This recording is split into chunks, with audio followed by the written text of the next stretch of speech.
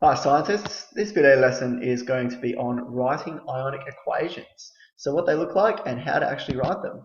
So ionic equations are ones that only show the species that are formed or changed in a reaction. So basically there are some aspects in a chemical reaction where you won't have anything changing and those aren't included in an ionic equation.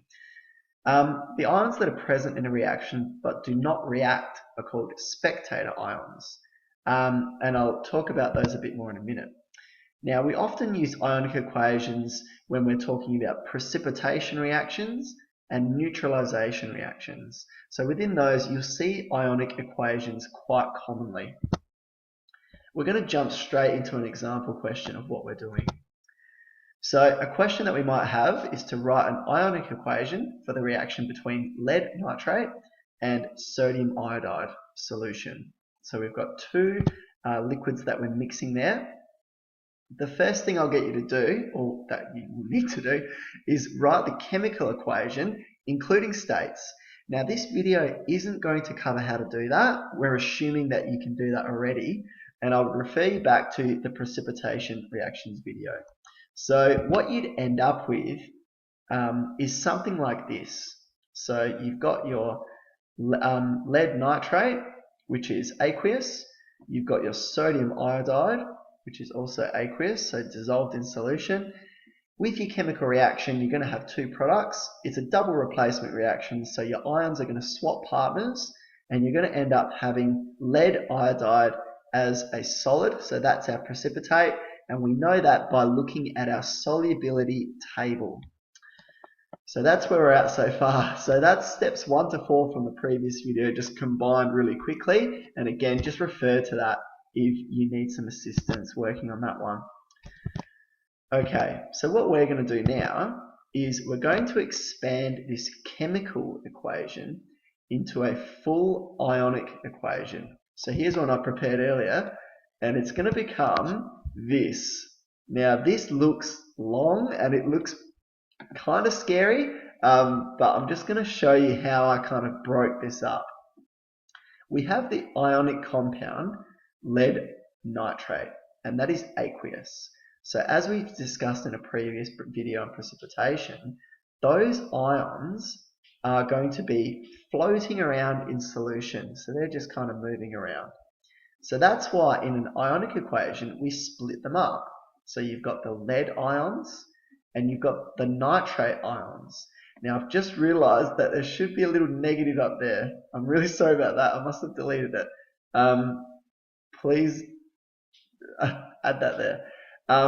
So we've got our lead ions with a 2+ charge and our nitrate ions, that should have the negative there, with a 1- charge.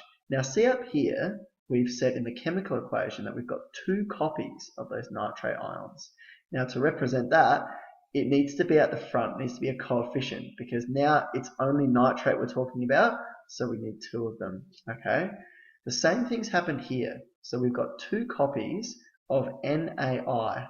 Now Na, ions, Na+, and we've got 2 of them, and we've got 2, just like here, copies of the iodide ions. Okay, so we've split those 2 ionic compounds up into their constituent ions.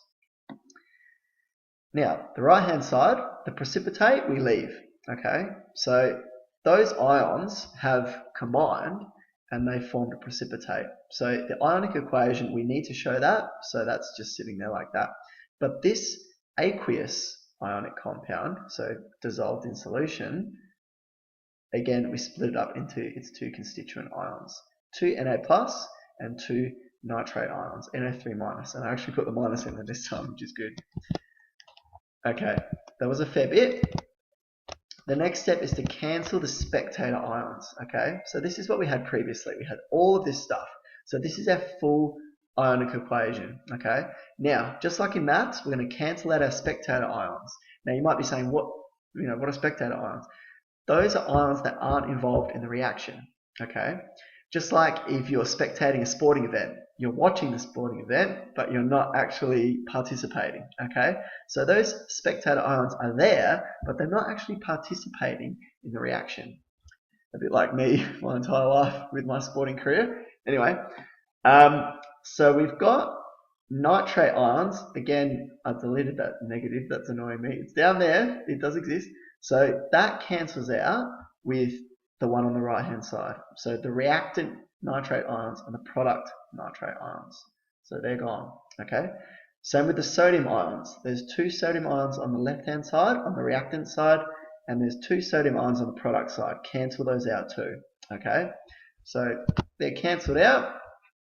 And the last step is to write the net ionic equation. So it's just what's left over. So we've got the lead ions here, the iodide ions here, and the lead iodide here. So that looks much better, doesn't it? It's nice and simple there. So that's our net ionic equation. That's what's actually happened, okay? And if you look all the way back,